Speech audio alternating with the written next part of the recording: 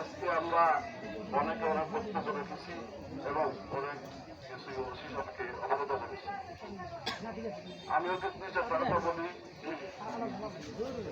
সবচেয়ে সমস্যা এই এলাকার মধ্যে ক্যারান্টেড বলতে না, নোয়াগাঁও আছে, ইমাজিও আছে, সুগারও আছে।